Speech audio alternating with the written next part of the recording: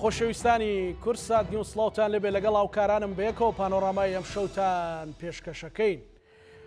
ئەمانەوێت گفتوگۆ لەبارەیەوە بکەین کە ئەوانەی ڕوەدەن کاریگەریان لەسەر ئایندەی هەرێمی کوردستان هەیە. دادگای فیدراڵی وەکو هەندێک گەڵێن دادگایەکی بە سیاسی کراوە و قەراراتەکانی سیاسین یان پاسا قانونیەکانی لە هەرێمی کوردستانەوە پێدراوە و ئەویش فۆرمێکی قانونیان ئەداتێ و چوارچێوەیەکی قانونیان ئەداتێ. هەندێک باز لەواکەن کە ئەمە بەم هەنگاوانە ناوەستێ بەڵکو هەنگاوی تری بە دوا دێدێت کە کاریگەری لەسەر دەسەڵاتەکانی هەرێمی کوردستانەوەی. ئێستا وەفدێکی دارایی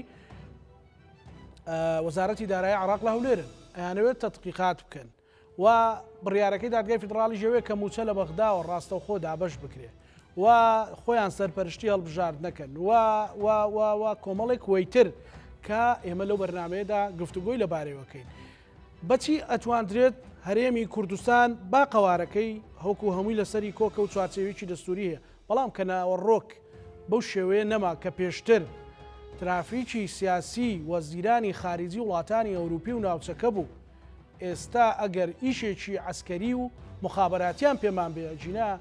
کەس بەلاماندا نایەت. ئەم شەو گفتوگۆ لەو بارەیەوەکەین بە میوانداری هەرێک لە بەڕێزان بەڕێز کاروانەروەر جوسەر و ڕۆژنامەنووس کاکاروان بەخێر بێ، هەروەها بەڕێز مەشخەڵ کەولۆسی سەرروسەری مارامیدیا لە پارێزگای هەڵەبجەوە لەگەڵمانە. سوپاس بۆ بەڕێزیشتان بە ئیجازەی بەڕێز وەکو فەزلی هەڵەبجە بەسەر هەمومانەوە لە کاک مەشخەڵەوە دەست پێ. کاک مەشخەڵم کاتت باش. من ئەمەوێت لەسەر ئەو بڕیارانە و گفتوگۆ بکەین. ئایا ئەمە بڕیارانە سەرف سیاسین یان کەڤەری قانونیشیان هەیە و ئەمانە ئەو زنجیرە هەنگاو بڕیارانن کە بەرامبەر بێناوەڕۆکردنی ئیدارەدان لە هەرێمی کوردستانە ڕوا و کاریگەریان لەسەر پرسیینەتەوایەتی چێ بێ؟ بەڵێ زۆر سپاس. سپاس بۆ بەڕێستان. بەڵێ زۆر سپاس بۆ کورسات، سپاس بۆ میوانە بەڕێزەکە جەنابی مامۆستا کاروان کە لە ستۆدیۆ حازرە. دیارە ئەم بڕیارە چەند ڕوویەکی هەیە. حقیقەت نەک هەر ئەم بڕیارە تەواوی بڕیارەکانی تری دادگای فیدراڵی کە ئێستا بۆ تەواجهەی پرۆسەی سیاسی لە عێراق. یەک لە کێشە مهمەکان کە ئیسەر ببورن من هەروەکو چاودێری سیاسی بەشداریم کردەوە بۆ ڕاستکردنەوەی ئەو ئینوانە. بەڵێ چاودێری سیاسی زۆر باشە. بەڵێ هاوڕێیان کاکە یاسەبی گۆڕ. بەڵێ ئیستا دادگای فیدراڵی عێراق بۆتە واجهەی بۆتە ڕووکاری بۆتە میحوەری سەرەکی پرۆسەی سیاسی لە عێراق بە جۆرێک کە دەزوەردانەکە لە بچووکترین جومگەکانی ناو پرۆسەی سیاسی. ئەمە مەترسیەکانی لە ڕاستیە تەنها هەر ئەوە نیە. من ئەکرێ بە یەک دەستەواژەی ئاسایی باسی ئەوە بکەین و یان وەسفی بکەین یان پێناسی بکەین. ئەویش بەڕاستی ئەوە ئەتوانین بڵێن بڕیارەکەی دادگای فیدراڵی بە تایبەت ئەم بڕیاری کە لەم یەک دوو ڕۆژەی ڕابردوو دەری کرد بەڕاستی ئەمە جامێک هەنگوین بوو لە ناویە چەند قەترێک زیاد لە حەد جورعەیەکی زۆر گەورە ژەهری تایە. ژەهرەکە چییە کاک مەشخەڵ؟ بەڵێ ئێمە باسی مەسلەی موچە ناکەین. حقیقت من نامەوێت لەم بەرنامە باسی موچە بکەین کە هەمومان نەزانین موچە مافی هاوڵاتیە و بە هەر وەسیلەیەک بێ پێویستە هاوڵاتی موچەی خۆی دەستکەوێت. ئێمە لەمە ئەبێ تێپەڕین، لەم گرێ تەقلیدیە تێپەڕین، ئەبێ بچین بۆ ناوەڕۆکی پرۆسەی سیاسی لە عێراق و باسی چوارچێوە و دوجار باسی جەوهەرەکەیش بکەین. ئەو جەوهەرەی کە ئیسە پرۆسەی سیاسی لە عێراق بە ئاقارێک کاڕوە هەر پێرێ بەر لەوەی کە بڕیاری ئەو دادگای سەورە ئەو شتە بڵێ ئەو سیرەکەین فایق زێدان باسی کردی. ئێمە ڕێگە بە دروستبوونی هیچ هەرێمێکی تر نادەین لە کاتێکەوە پێشیلی دەستورە. ئەو دەستوری کە زۆر ئێمە پشتمان پێبەست و کە خۆیان هیچ نرخێکی نێلایەن هەر خۆی ئەو کەسەی کە مەفروزە دەستور لەسەر ئێمە جێبەجێەکە لەسەر خۆیژی جێبەجێ بکە لانی کەم داوای لێبوردنی بکردایە لەو کاتێک کە حیزبەکانیش بەیان نامەیان دەرکرد بەڵام هیچ ڕەتفعلێکی نەبوو. دیارە ئەمە و ئێمە سەرەداوی تریژمان بەدەستەوەیە کە دادگا لەبەرەوەی بڕیارەکانی هەر بە گوێرەی ئەو دەستوری کە خۆی بڕوای پێ نییە ئەڵێ بڕیارەکانی ئەم دادگا مولزەمن و باتیشن و قەتعین. باشە کە تۆ بەرپرسی لە جێبەجێکردنی ئەم دەستورە و تۆ بۆیە ئەم دەسەڵاتی دادگای فیدراڵیە دروست کراوە بۆ ئەوەی هەر تەنازعاتێک لە بینی مؤسساتی حکم لە عێراق هەبێ یان لە بینی هەرێمەکان و عێراق هەبێ بتوانێت بە گوێرەی ئەو دەستورە کە ئیسا ئەوڵێ باوەڕم پێ نیە باشە کە تۆ مادەم باوەڕت پێ نیە ئیتر تۆ چۆن نتوانی احتیکام بکەی بۆ دەستور چۆن نتوانی ئەو بکەی بە حاکم بەسەر ئەوەی کە پێی بڵێن ئەم پرۆسە بەرەوکوێ ئەچێ یەک کێشە هەیە لێرە ئەویش ئەوەیە ئیرادەیەکی سیاسی هەیە بۆ ئەوەی مادەم هەمومان لە ئاقاری دادگا بێدەنگین و ناچارین بێدەنگ بین ئیتر هاتوون لەم ڕێگەوە لەم میحوەرەوە هەموو هەرێمی کوردستان دژایەتیەکانیان بۆ هەرێمی کوردستان ئەو خەیاڵدانە فاشیەی کە بەرامبەر هەرێمی کوردستان هەیەە لە ڕێگەی دادگاوە جێبەجێیەکەن و بە شێوەیە کە هیچ کەس مافی نەبێ بڵێ نە لەبەرەوەی وتنە یەکسەر بەو شێوە ڕاوە ئەکرێ کە تۆ دژی دادگای دژی یاسای دژی سەروەری یاسای ئەمە ئەسلی ئەو فێڵەیە کە لە کوور دەکرێ و بە درێژایی ئەم ماوە کە دوای ئەوەی کە پەرلەمەنت سەیری کەیسە یەک مەوزوع هەیە لێرە ئێمە بێ بزان ێ باشە خودی دادگاکە بە گوێرەی یاسای ژمارە 20 ساڵی 2005 دروست کراوە بە گوێرەی بەندی دەستورینەوە دووسێ وایە یاوانی ئێ باشە تۆ چۆن لەم لاوە تۆ چۆن ئەتوانی لە کاتێکە خۆت بە گوێری یاسا دروستبووی یاسا لە پەرلەمان دەرچێ باشە تۆ چۆن ئەتوانی پەرلەمان هەڵبۆشێنیتەوە چۆن ئەتوانین تەدەخولات لە ئیشی ئەمە ئەزانچی مجموعەیە کێشەی قانونی هەیە کراوە بە ڕووکار بەڵام لە ناواخنە خەیاڵێکی فاشی هەیە بۆ ئەتوانی بڵێن هەڵوەشانەوەی هەرێمی کوردستان من ئەتوانم لێرەوە جارێکی تر نیگەرانی خۆم نەک نیگەرانی زەنگی مەترسی ئەوە لێ بدەین کە بەڕاستی لە عێراق قەرار هەیە و سیناریۆش هەیە بۆ جێبەجێکردنی هەڵوەشانەوەی هەرێمی کوردستان تا ڕادەی گەڕانەوەی بۆ پێش ڕاپەڕین لەبەر ئەوە ئێمە ئەبێ زۆر لە سڕ ڕوانگەیەکەوە کاک مەشخەڵ مەسەلەن خۆ لە چوارچێوەی دەستورە قەوارەی هەرێمی کوردستان سابتە جێگیر کراوە چۆن نەتوانن ئەو بڕیارە جێبەجێکن نازانی چۆنە خۆی دەستور چییە لە ناو کۆمەلگە عەرەبیەکان بەڕاستی دەستور ئاسانترین شتە بۆ لە خۆ سڕکردنی باشە ئێمە چەند نمونەمان هەیە لەسەر سڕکردنی دەستور چەند نمونەمان هەیە لەسەر سڕکردنی دەستور لە جەزائیر کە سەقافەتیشیان سەقافەتێکی فەرەنسیە سەقافەتێکی فەرەنسیە تاکو وەگە عێراق لە مێژووی خۆیان چەند جار دەستور سڕکراوە چەند جار دەستور ئینقیلابی بەسەرا کراوە کاکە دەستور ڕۆحێکی بێگیانە من هەمیشاڵێم لە قورئان باشتر و ڕێکوپێکتر و متەکاملتر بۆ دەستوری کۆمەلگە عەرەبیەکان نییە چونکە ڕێک دەرهاویشتەی ترادیشناڵی عەرەبیشە قورئان بەڵام سەیرەکەی ئیش بە قورئانیش ناکەن هەر دوێنێ سەرۆکی دادگای فیدراڵی کە خۆی احتیکام بۆ دەستورەکە دژی ئێمە ئەڵێ من ڕێگە بە دروستکردنی حتا یەک جملەی خەتەری وت ئەو کابرا ئەڵێ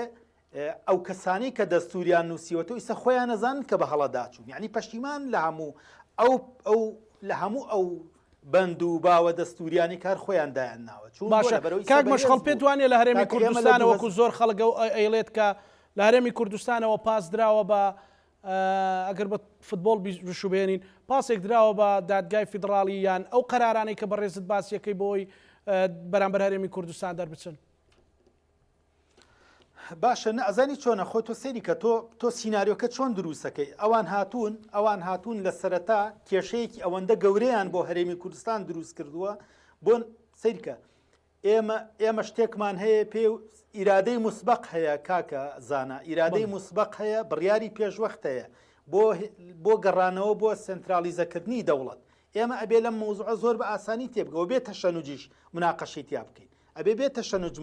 چونکە ئەگەر تەشەنوجمان هەبوو من وتم ئەمە خەتای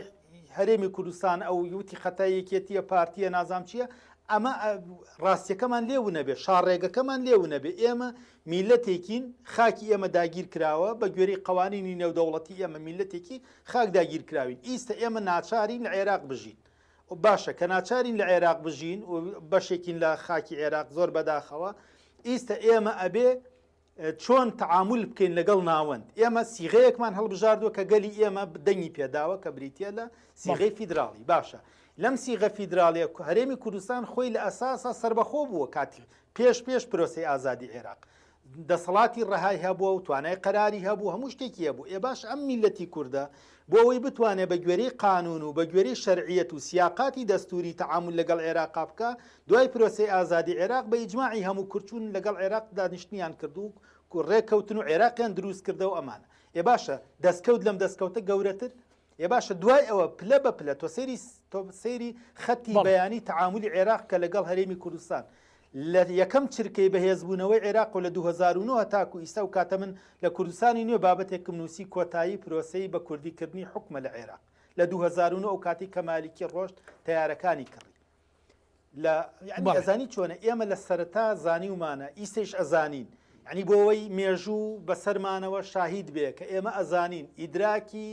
ئیدراکمان پێی ئەشکێ عقلمان پێی ئەشکێ کە بڕیارێک هەیە و زانی ومانە ئەزانین بڕیار هەیە سیناریۆ هەیە و نیەتیش هەیە بۆ ئەوە خۆ هیچ کامیان دەست لە هەرێمی کوردستان ناپارێزن یعنی سەیری کە لە دوای ئەوەی کە دەوڵەتی داگیرکەری عێراق موچەی هەرێمی کوردستانی بڕی بودجەی بڕی هەر سەرۆک وەزیرانێک هاتە پێشەوە لە کوردستان گۆرانیان پیا و دووتیان کازمی تۆ بۆ ئێمە لازمی مالێکی ڕاکە حکوممان کە یا بخاتر ئەڵڵا و خاتر محەممەدیان نووسی لێ نەکانە بەڵام ئایا زەڕەیەک لە سیاسەتی عێراق بەرامبەر هەرێمی کوردستان گۆڕا من پێم وایە سیناریۆکان چەند بەشێکن بەشێکیان ئەو زەختە داراییەیە بۆ ئەوەی کە کورد بەڕادەیەک بێ بەچۆکە کە دوایی ناچار بێ هەموو قەراراتی وەکو دۆڕاوی جەنگ لەسەر جێبەجێ بکرێ زۆر باشە کوردستان بە منیشەوە بە جەنابیشتەوە جورئەتیەوە ناکەین بڵێن ئەم یاسا جێبەجێ ناکەین لەبەرەوە ڕاستەوخۆ ڕەبتیان کردووە پەیوەستیان کردووە بە داهات و قوتی خەڵکەوە ناچاری تو ئەوە بکەیت اینجا ئەمە پلانێکی شەیتانیە پێویستە هەمومان بیری لێ بکەینەوە بۆەوەی چۆن بتوانین ئەم دەرچەیەک بدۆزینەوە بۆ دەربازبوون لەم فێڵێ عێراق. زۆر باشە بۆچوونی کاکاروا وەرەگەرمەوە گەڕێمەوە لای بەڕێستان کاکاروان ئەم بڕیارە و پاکێجێک بێت لە بڕیار ئەم پەیوەند بەموچەوە ئەم پەیوەند باڵبژاردنەوە لە ناوەڕۆکی هەڵتەکانێکە لە ناوەڕۆکی قوارەی هەرێمی کوردستانیان ئەو دەسەڵاتانی هەرێمی کوردستان هەیەی یان وەکوی کە لە کاک مەشخەڵم پرسییا لە پێشەچەکە یاوتم پاسێکی قانونی دراوە بە ئەوان ئەوی کاک مەشخەڵ بۆچوونی جیاوازی کە پێی وایە کە ئەوە بە سیناری و بە مەبەست کراوە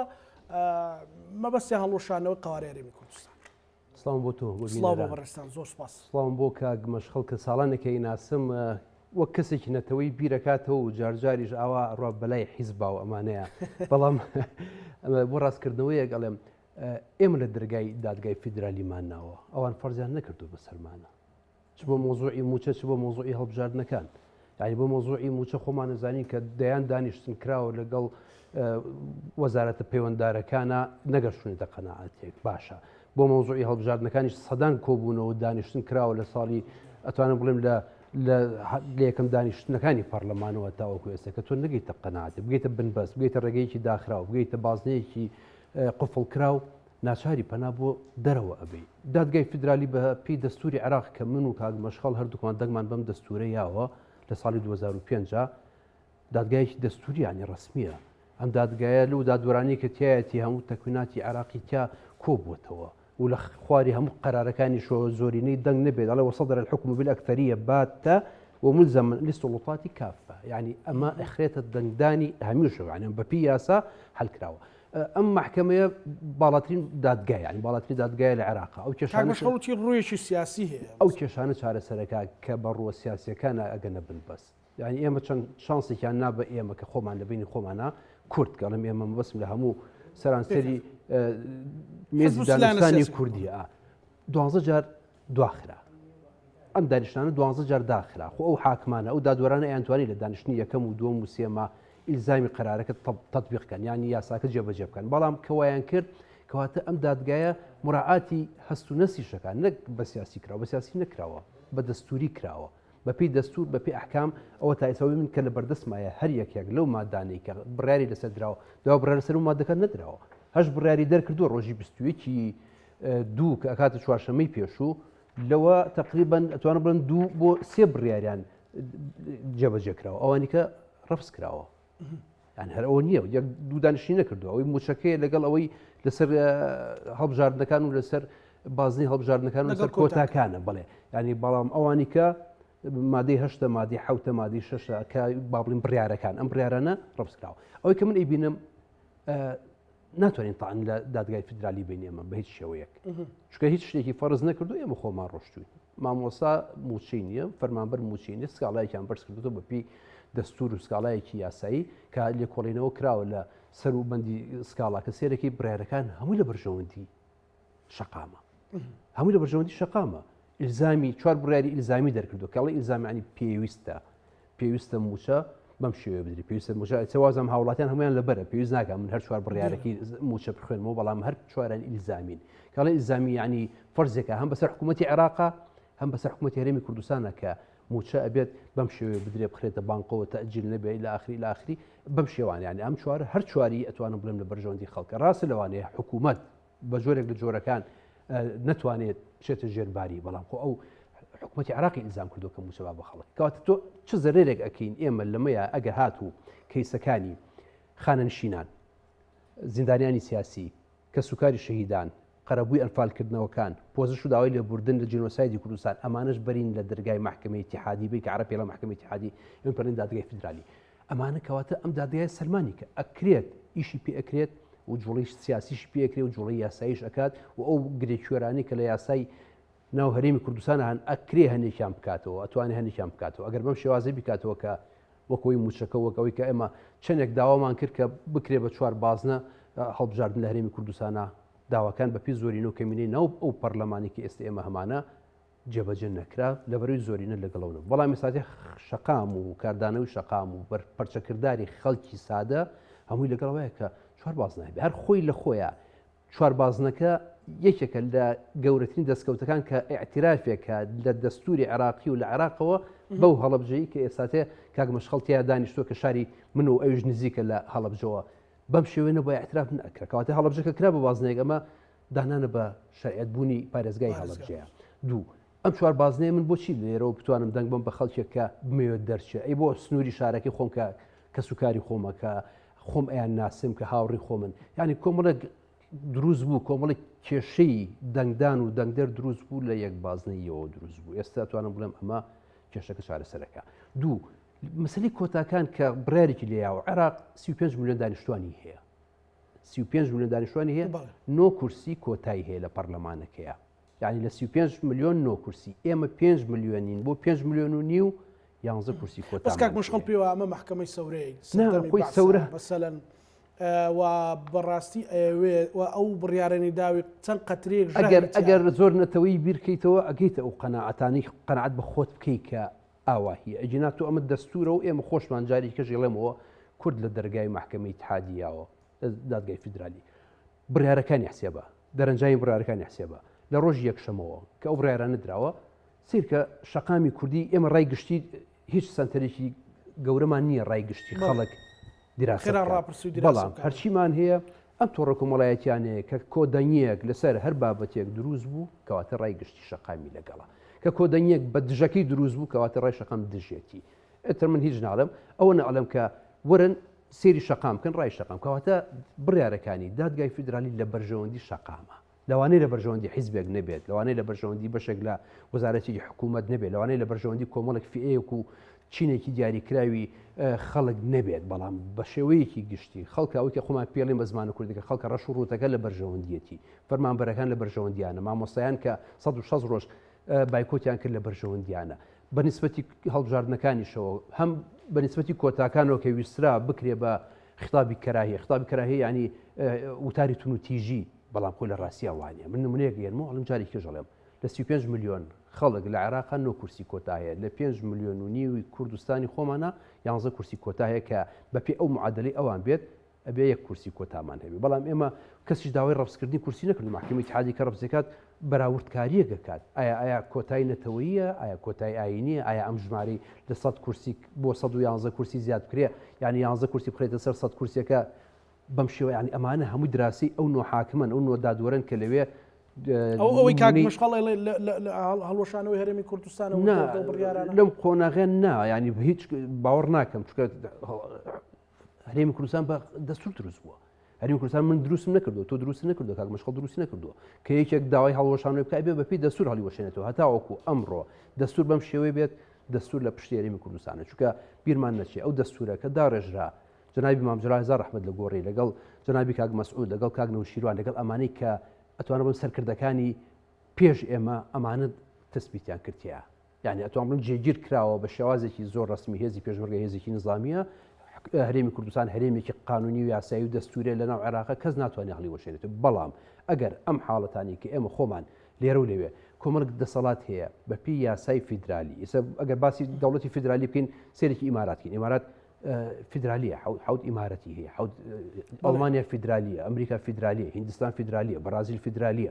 سویسرا فیدرالی. ئەمانە کە بزان ئەوان چۆن ئەژین، ژیانیان چۆنە، سیستەمی فیدرالیەکەی ئەوان چۆنە،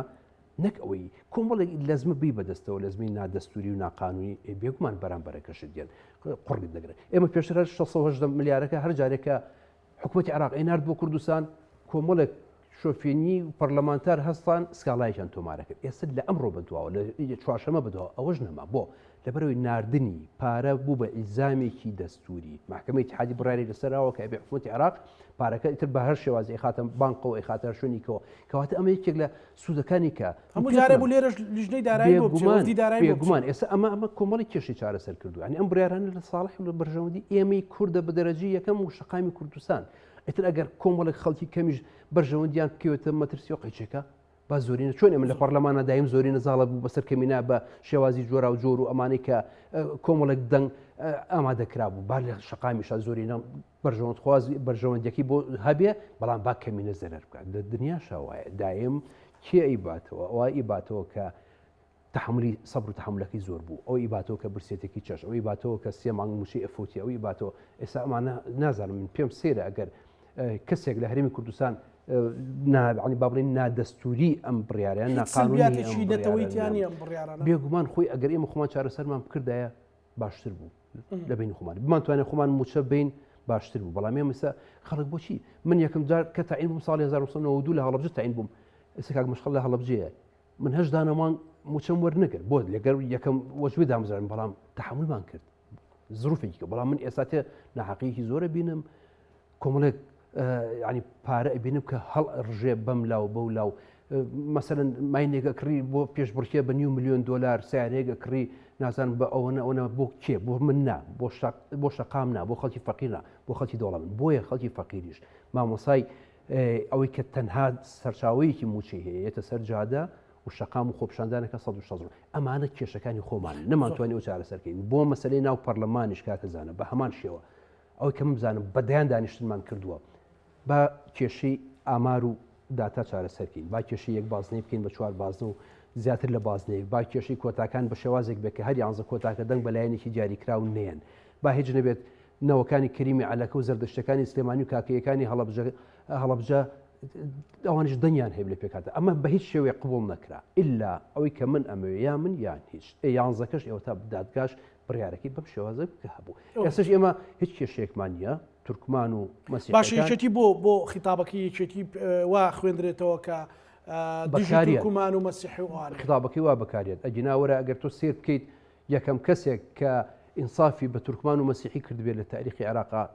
بەڕەحمەت بێجەنابی مام جەلالەکە بڕیاریە 32 لە کەرکووک بۆ کورد و عەرەب و مەسیحی بۆ کورد و عەرەب و تورکمان لە ساڵ 4 بۆ مەسیحی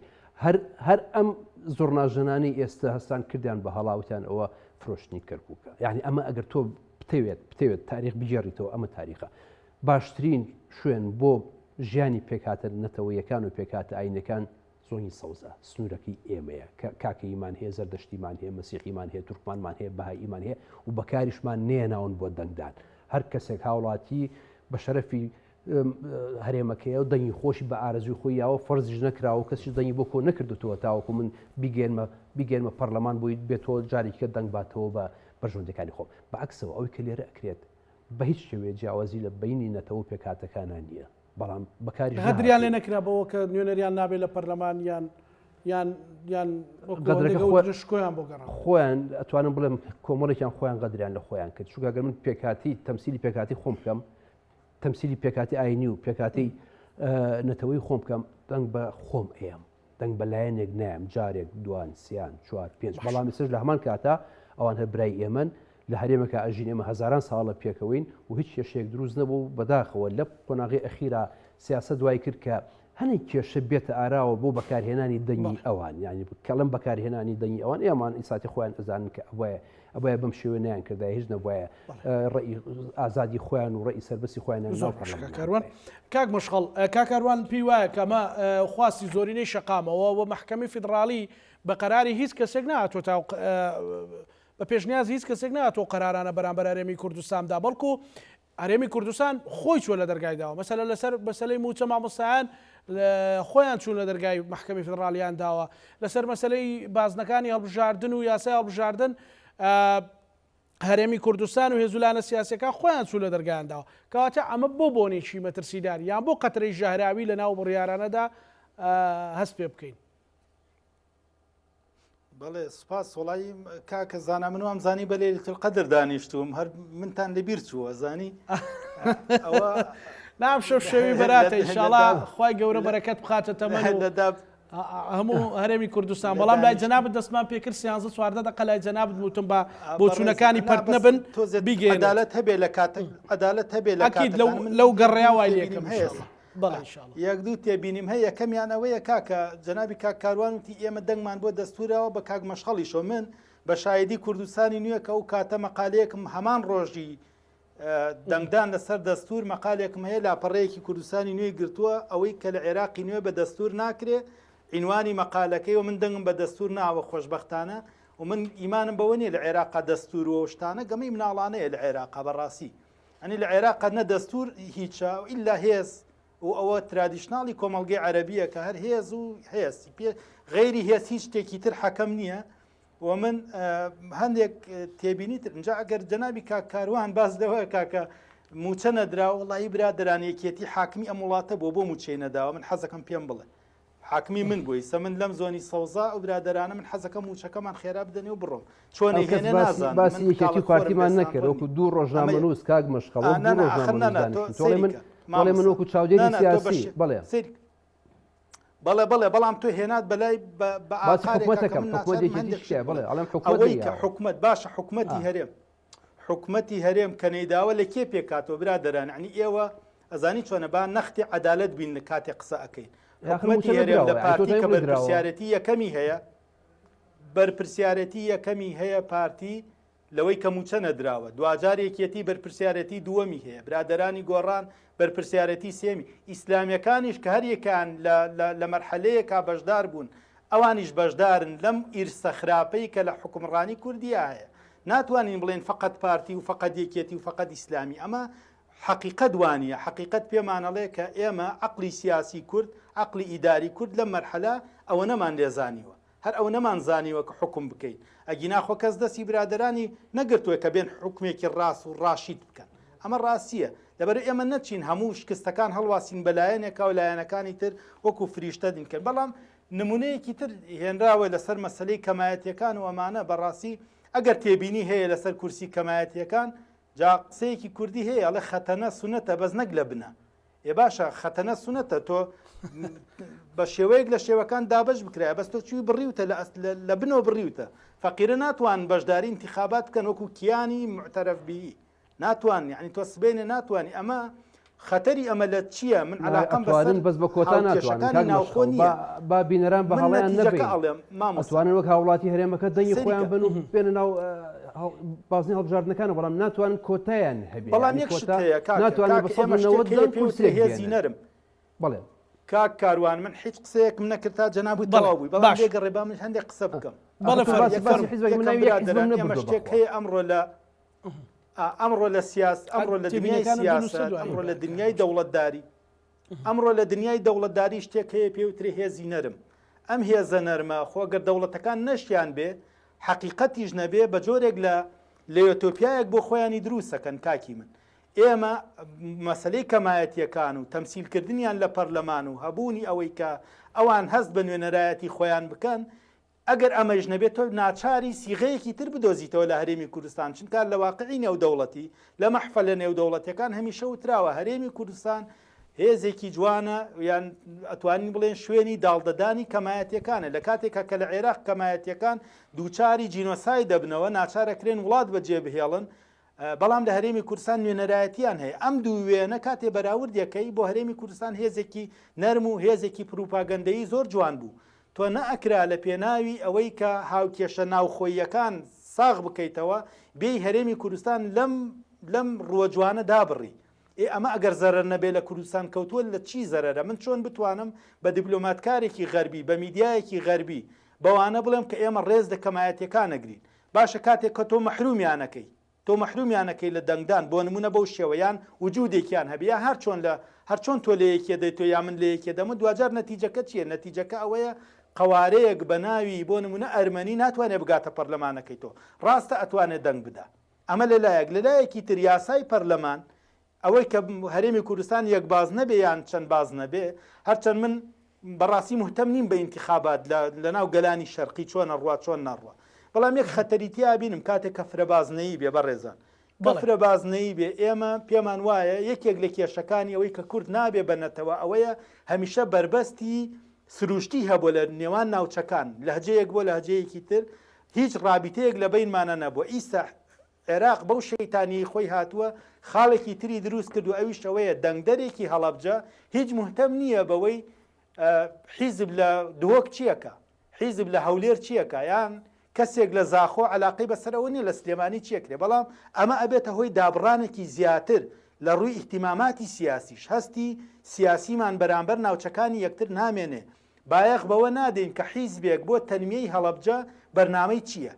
یعنی ئەگەر هاوڵاتیەک لە زاخۆ کاتێک دێ سەیری ئەولەویاتەکانی حیزبی کوردیە کە علاقەی بەسەرەوە نیە لە هەڵەبجە چی ڕووەدا. عێراق قەزانێ ئەمە بۆ دابڕانی زیاترینەتەوەی کورد لە ڕووی دوورمەودا زۆر مهمە چونکە ئەو ئەبێتە هۆی لێک دابڕانی پارچەکانی کوردستان زیاتر. ئەگەر مەشخەڵ لەناو هەموو ئاڵۆزیانە کاک مەشخەڵ ببوورە لەناو هەموو ئاڵۆزیانەی عێراق لەناو هەموو بەسەلا حتا حکوومەتی عێراق ئیتاری تەنسیقی دروستی کردووە ناو ناکۆشی و دووبەرەکی لە نێوانیان پێت وایە ئاوا استراتیژی و دوور و قوڵ بیرکەنەوە بەرامبەر بە هەرێم بۆ نازانین چۆنە خۆ عێراق خۆی نییە. ئێمە کاڵێن عێراق بەڕێزان ئێمە کاڵێن عێراق طبعا عێراق خۆی هیچ نییە، عێراق خۆی هیچ نییە، نە یاریکەرە نە تەسیری هەیە و هەموو بڕیارەکان سەری کە کاکەیسە ئێمە کاکەزانە ئێمە بەندی دەستوری زۆرمان هەیە کە ئیستا ئێمە بچین پەرلەمانتاری کورد بۆ نمونە ئەگەر ئیستا ئێمە چەند پەرلەمانتارمان هەیە لە بەسرە دێتە دەخولەکە لە شئونی هەرێمی کوردستان. باشە مستەفا سەنەدمان هەیە کە هەمومان نەزانین چەندێک کەسێکی چۆنە چەند تونڕەوە چەند شۆڤینیە دێت تەدەخولەکە لە مەسلەی بودجە و موچەی کوردستان و شکاتەکە ئەومانە، بەڵام ئێمە لە هەرێمی کوردستان سەیرەکەین چونکە یعنی کەسێکی قوڵمان نەناردوێتە ئەو شوێنە لە ئاستی سیراعەکەنین و باگراوندی استراتیژیان هیچ نییە و سفرە لەبەرەوە سەیرەکەی بۆ نمونە ئیستا ئێمە ئەگەر بتوانین لە دادگای ئەو دادگای کە ئیستا ئێمەی مهتەم لەسەری قسەکەین بچین سکاڵا بجوڵێنین لەسەرەوەی بۆچی ئەنجومەنی ئیتیحادی دروست نابێ. یخۆ بڕۆ سەیری دەستور بکە لە مادەی 105 باسیەوە کاکە هەیئەتێک دروستە بێ و باڵام بۆچی عێراق و هەیئەتە دروست ناکە. بۆ عێراق بڵێ بۆ ئەم خەرقە دەستوری ئەکەن بزانم چی جوابە دەنە بزانم هەرگیز بڕیارێکە دەن لە بۆ جێبەجێکردنی ئەو مادە دەستوریە. ئێمە با بچین سکاڵایەک بجوڵێنین لەسەر کابینە جیاوازەکانی حکوومەتی عێراق بۆچی مادەی 140 جێبەجێ نەکرد. بۆ هیچ پەرلەمانتارێکی ئەمە ناڵێ، بۆ هیچ حیزبێکی ئێمە باسی ئەمە ناکە. باشە ڕاستە سەیریکە، بەڵام ئەوان دێن ئەدەق تەفاسیلی هەرێمی کوردستانە هێنن قسەی لەسەرەکەن سەیریکە. لە مانگی ڕابردوو یەکێک لە پەرلەمانتارەکانیان حتا ئەنجومەنی لە وازانم ئەندامە لە ئەنجومەنی ئەوەی لیژنەی دارایی لە پەرلەمانی دەوڵەتی عێراقڵێ لەبەرەوەی یەکێک لە هونەرمەندەکانی کورد لەسەر مەرجعەتی شیعە قسەی کردەوە ئێمە موچەکە نانێری. ئەمە غێری تەفسیدکردنەوەیەکی تا حەدی گەمژاندن، بەڵام لە هەمان کاتە خەتەرێکی زۆریشە. پێمانەڵێ ئەم دەوڵەتی عێراقە سەماحەتی نییە بۆ ڕادەربڕینی تاکە هاوڵاتیەک لەسەر ئەوە دێ عقوبەی تەواوی نەتەوەکادا. ئەمە مشکلەیە کاکە چۆن ئێمە هەز ناکەین بەوەی کە مشکلێ باشە. من سەرەتا پرسیاری ئەوەم کردم باشە لە عێراق چەند جار دەستورمان هەبوو، ئێمە لە سەردەمی مەلەکی دەستورمان هەبوو، کێ لای برد 4 زابط هەڵسان انقلابیان کرد و دەستوریان لابرد. ئەمە دوو سەردەمی دوجار ئێمە دەستوری موقتمان هەبوو، بەعسیەکان دەستوری موقتیان هەبوو. باشە خۆ لەو دەستورێش بازدەوە کرابوو کە کورد نەتەوەی دووەمە لە عێراق و دانی نابوو بە مافەکانی کووردا باسی ئەوەیش حکمی ذاتی کردبوو، بەڵام عملی حکمی ذاتی چی بوو مامۆسا؟ بەڵێ کاک مەشکەڵ بەڵام کاکارۆم پێی وابن ئەڵێم بەڵێ فەرموو بۆ چونەکە تەواو. من پێم وایە سیناریۆ ئامادەیە بۆ سڕکردنی دەستوریش و بعد هەرێمی کوردستان حکوومەتی هەرێم سیاسیەکان و جەنابی کاکاروانیش هەمومان سیر بکەین، سەیری نەتیجە بکەین. پێغەمبەر عەلەیهی سەڵات وەسەلام فەرمودەیەکی هەیە فەرمێ ئەلئەعمال بخەواتیمها، الأعمال بخواتيمها هەموو کارێک لە نەتیجەکەی ئێمە ئەزانی ئایا ئەم کارە باش بوویانە بەڵام ئێمە ڕوئیای استراتیجی و ئایندەی ئێمە بۆ ئەو عملیە سیاسی کەیسە لە عێراقا هەیە ئەوەیە کە هەرگیز و من چاوەڕوانەکەم ئەم هەڵەبجەی کە من تایە دانیشتوم و بۆ تەریخ خەیڵێن ئەم هەڵەبجەی کە من تایە دانیشتوم جارێکی تر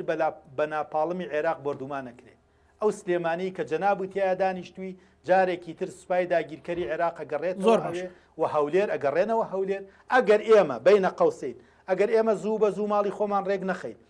لە ئەبعادی استراتیجی و لە مستەوای سیرعەکەی شانەبین و نەبینە هۆی ئەوەی یعنی ڕاستە خۆماڵی خۆمان ڕێک نەخەینەوە عملی سیاسی ئەوانە ڕێک بکەینەوە زۆر باش یەک جەستە بەرامبەر ئەو هەژمونی عێراق بوەسی زۆر باشە کاکاروان کاک مەشخەڵ پێی وایە کە ئەمە زۆر استراتیژە زۆر قوڵە زۆر دوور مەودایە و تەنانەت دابڕینیشی لە نێوان مانتیقەکان دروست کردو بە چوار بازنەی و پێشی وایە گەر بەو شێوێ بڕوا هەڵەبجە ناپاڵم بارانەکرێتەوە و سلێمانیوی عراق دێتەوە بۆی و هەولێریش دێتەوە بۆی ئەم تێگەشتنە هەیە پێت وابێ لە وەسەتی سیاسی عراقیە کاگە مەشخەڵ من دەمێکی ناسم دەمێک یەکترە ناسین هاوڕێ یەکترین بەڵێ و پۆستەکانیشی هەموو ئەخوێنمەوە ینی ئێستا ئەزان فەلسەفەی بیرکردنەوەی کاک مەشخەڵ چۆنە نەتەوەیەکی عیار 24 بەڵام سیاستکردن بە سۆز نییە بە تەکەهوناتیش نییە ئەگەر تەحلیلات و شیکاری سیاسی بۆ نەبێت منی ژەڵێم ئێمە من پێشبینیم کرد کاتی خۆی وتمان پێش ڕێفراندۆم مەسەلی ڕێفراندۆم وتمان کاروا بڕوات لە کەرکووکە ڕێفراندۆم بکرێت جێشی عراقیە گەڕێتەوە تۆ تەوێڵە من ئێستا لە یوتوبەکەی خۆم ئەو لێدوانم داناوە ینی ماوە ئەمە هەیە بەڵام تۆ بۆچی ئەو تەخمیناتە ئەکی لە حاڵەتێکا کە ئێستا ئێمە ئیشمان بە ئەوان هەیە و ئێمە داوای یارمەتیمان لە ئەوان کردووە بەعکسەوەی سەد عراق دەوڵەتێک ئێمە کاتی خۆی کە لە شەڕی داعشا سەدان جار ڕۆژنامە نووسەکان هاوارمانە کرد بە بەشدار بین لە کێکی داعشا نەک لە ئاگری دوای شەڕی داعشا با بتوانین دانوستانێ بکەیت با عراق بەرەو خۆگرتنەوە ئەڕوات ئێمانە هەمووی خەڵکی خوێنەوار و خەڵکی ڕۆشنبیر و خەڵکی دنیا دیدە ئەم شتانە ئەڵێ بەڵام وان نەبوو ئێمە نەمانتوانی سوود لەوە وەرگین ئێمە هەستین ئەو شەرخەوە حدودە خۆمان دروستمان کرد ئێستا ژەمانەی خۆمان جارێککە گلی بینەوە من ناوی هیچ حیزبێکم نەبرا لەم حکوومەت پارەی نەیەوە حکوومەت ئەو حکوومەتەیە کەم حیزبانە دروستیان کردووە ئەتر مامۆسا حەقی بەسەر ئەوە نییە موظف و فەرمانبەر حەقی بەسەر نییە مناڵەکەی برسی بێت تینووی بێت جلی لە بەرانە بێ ئەم موچی ئەوێت کە دەوامەکە ئەوێ موچی باتی کێعیاتی ئەبێ حکوومەتەکە بۆی دابینکە ڕاستە من ژەڵەم خۆ نەموتۆ ئێستا ناوی حیزبێکی جاری کراوە بەڵام بە شێوەک لە شێوەکان مۆزوعی دادگای فیدرالی وەرەقی ئەخیری ئێمە نییە بەتەنها هی هەموو عەرەبی شەهی تورکمانی شەهی ینی لە دەستورە دادگایەک دانراوە دادگای باڵایە ئەگەر هاتو تۆ کێشەکە نتوانین لە شارەکەی خۆتا و لە هەرێمەکەی خۆتا چارەسەریکەی ناچار ڕووی لە دەرگای دادگای فیدرالی ئەی بۆ چارەسەرکردنی ئەم کێشانە چۆن ئێستا ئێمە لێرە مەسەرەن داواکاری گشتیمان هێگر کێشەیەکە بێت نتوانین چارەسەریکەی داواکاری گشتینی ناو مۆزوعەکە ئەوانش بە هەمان شێوە دادگای فیدرالیان هەیە من ڕەشبین نیم بەڵام پێم سێرە ڕۆژنامە نووسێگەڵت دەستور شتێکی نازانم چۆنە چ زاراوێکی بەکارێنە دەستوری ئەمریکا هەمووی 20 لاپەڕێ 30 لاپەڕێ ڕاستە شتێکی زۆر بچووکە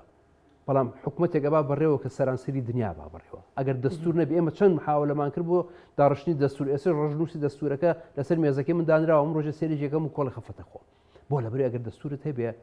ئاواهی نایڕۆی لە دەرگای ئەم وڵات و ئەو وڵاتوی بۆ چارەسەرکردنی کێشەکانە دەستور سەنگی مەحەکی ڕاستیەکانە باوکی یاساکانە ئەو یاسانی کە من دای ئەنێم و ساڵێکی کە محامێگی ئیگۆڕێ و دەستورێکی ئیگۆڕەمانە بەڵام کە دەستورێت هەبوو دەستورەکە گۆڕینی ئاسان نییە یعنی ڕێک ئەدبا بۆ جادەیە کە پێویستەکە بۆ شەقامەیە کە پێویستەکە تۆ لەسەری بڕۆی لەبەر ئەوە بوونی دەستور ئەم سوودانەی هەیە کە دادگای فیدرالی لێکەوێتەوە ئەگەر ئێمەش دەستورێکمان هەبوو ئێستا دادگای باڵایەکمان ناو ئەنا دادگای باڵای ناوێکمان لێنا هەرێمی کوردستان لە هەولێریان لە سلێمانی بەڵام ئێستا لەبەرەوەی کە ئەوەمان نییە سێرەکی ئێمە کێشەکانمان بەمە گەشتووە بۆ موچە پەنابینە بەردەم ئەوان بۆ خانەنشینی پەنابینە بەردەم ئەوان بۆ چارەسەرکردنی کێشەکانی ناو پەرلەمانی خۆمان کە پەرلەمان هەیئەتی تەشریعی باڵای هەرێمەکەیە هەرمە پەنابەرینەوە بەرەوە بۆ لەبەری ڕێک ناکەوی ئێمە لەم ئەخیرەیە هەرچی دەنگدان هەرچی پرۆسە بوو کە ئەکەوتە دەنگدانەوە بە زۆرین و کەمینە فەشەلێنە یعنی خواست ویست بە شێوەیەکی تر ئەڕۆژ لە پەرلەمانە بۆیە بۆیە لە پەرلەمانەوە سکاڵاکە بەرز کراوەتەوە سکاڵاکەش کار لەسەر سەرۆکی پەرلەمان خۆی لەگەڵ سەرۆکی هەرێم لەگەڵ سەرۆکی حکوومەت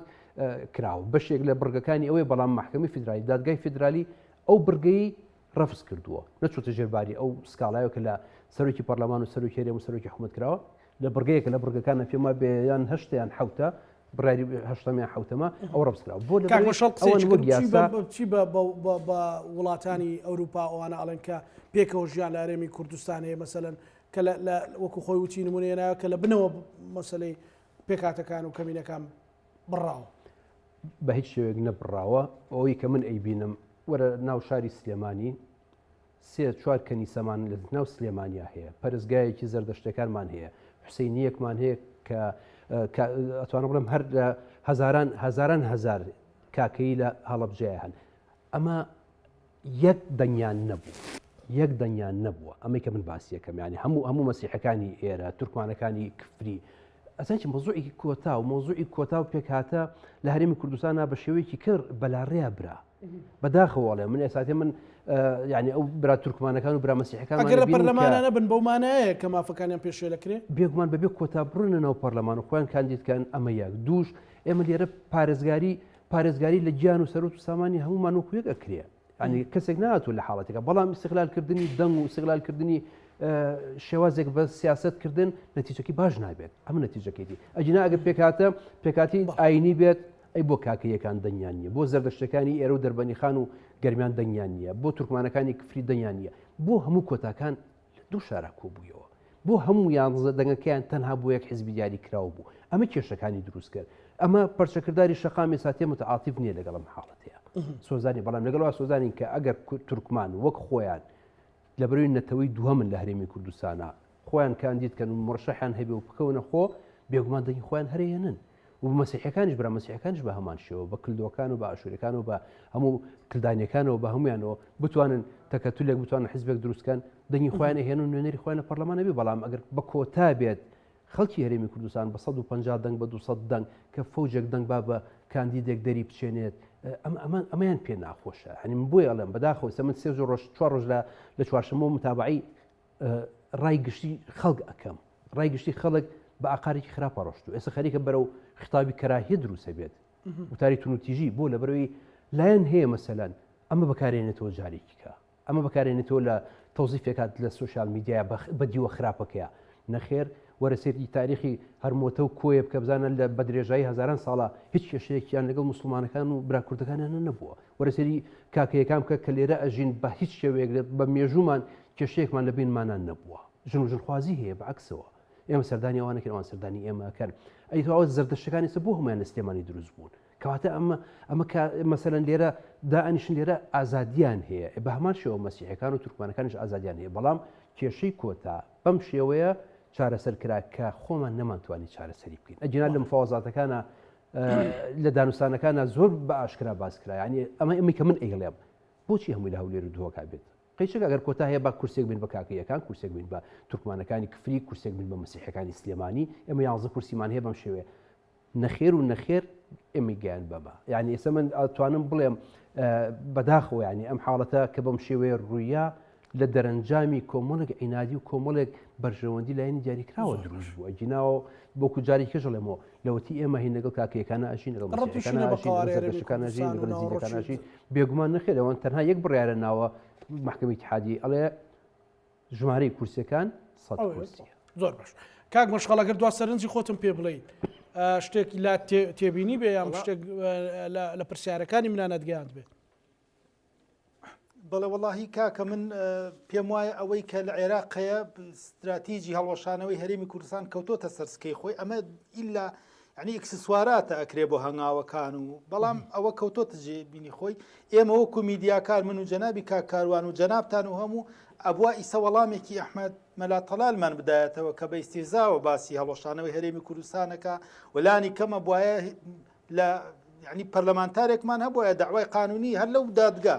لەو دادگا داوای قانونی لەسەر ئەحمەد مەلا تەڵال بکردایە لەسەر ئەو هەموو یعنی بێبەهاکردنەی ئەو هەرێمی کوردستان کە ئیسە هەیە و ئێمە وەکو کەناڵەکانیش ئەوەمان کردایە وەکو میدیاکار بمان کردایە ئەرکی ئێمە ئەمجارە ئەرکی ئەوە نییە برادەران بەس من دوجار ئەگەینە بەردەم حقیقەتێکی تاڵ حقیقەتە تاڵەکەش ئەوەیە کورد خۆی عقلی ئیدارەدانی دۆسیەکانی نییە نقطە سەری دیار ئەمە مشکلێ وەک چۆن عقلی ئەوەی نییە کە ئەوەی کۆمەڵگەکان چۆن ڕێوەشەوەکو شارسازی بۆ نمونە سەیری شارەکان بکە ئاياتوانی بەراوردیکەی بە شارێکی وەکو نیویۆرک مەسەلەن شارێکی کوردینا لەبەرەوەی ئەوان پێشکەوتوترن جا من باسی دەستورم کرد وتم گەمەی مناڵانە بەڕێزان لە عێراقا گەمەی مناڵانە باسیەوەم کردم چەند جۆر دەستورمان هەبووە لە عێراق سێ زابط هەڵساون و خەرقیان کردو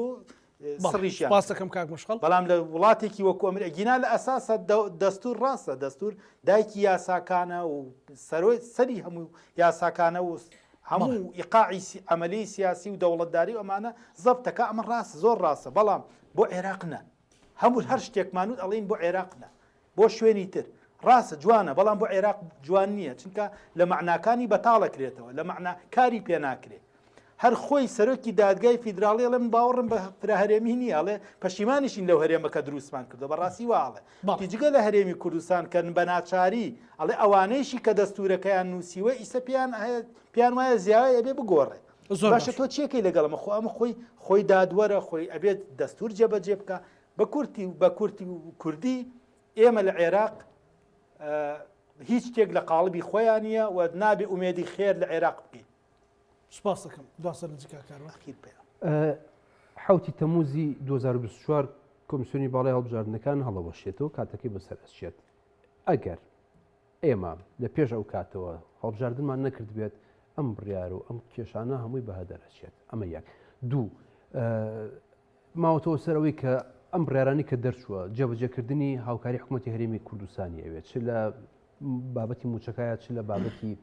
جێبەجێکردنی بڕیارەکان و سەبارەت بە هەڵبژاردنەکانە سێ ئەمەوێ بڵێم تکایە کوردستان ینی دروستکردنی خیتابی تون و تیژی لە بینی پێکهاتەکانی کوردستانە لە بەرژەوەندی کەسانی یاریکردن بە ئاگر هیچ لایەنێک ئەو لایەنی کە ئەوێ مەسەران انتقام بکاتەوە تۆڵە بکاتەوە لە بەرەوەی کە حاڵی حسابی شتێکی لێ بەسەراتوە ئەوە بەکاربێنێت ئەوە ئێمە ئەتوان بڵێن سرعەتی عرقیمان نەبووە ئەوەی کە لە عێراق ڕوویا 2006 و 2007 ئێمە هەرگیز لە کوردستان ئەومان نەبووە و بەعکسیشەوە کە داعش هاتووە هەمومان بێک و پەلاماری داعشمان ناوەتەوە کە پێشمەرگە هێزی پێشمەرگە دروست بووە تورکمانیش بوون بە پێشمەرگە مەسیحیش بوون بە پێشمەرگە کاکیش بوون بە پێشمەرگە یەزیدیش بوون بە پێشمەرگە ئێستا هەستەکەم بەداخەوەڵێم یعنی ئەیانەوە خیتابێک دروستکەن کە بە حساب گوایە یەکێتی نیشتمانی کوردستان بەم شێوەی کردو یەکێتی داوای بڕینی کورسی نەکردو یەکێتی داوای چارەسەری کێشەی کۆتاکانی کردووە کە هەر هەمووی لە هەولێر و دووەکە کۆبووەوە چارەسەر نەکراوە لێرە دادگای فیدرالی بەم شێوازە چارەسەری کردو کە بەڕای من مقارنەکردنی ژمارەیە ئەو ژمارە ئەوان 9 کورسیان هەیە بۆ 328 کورسی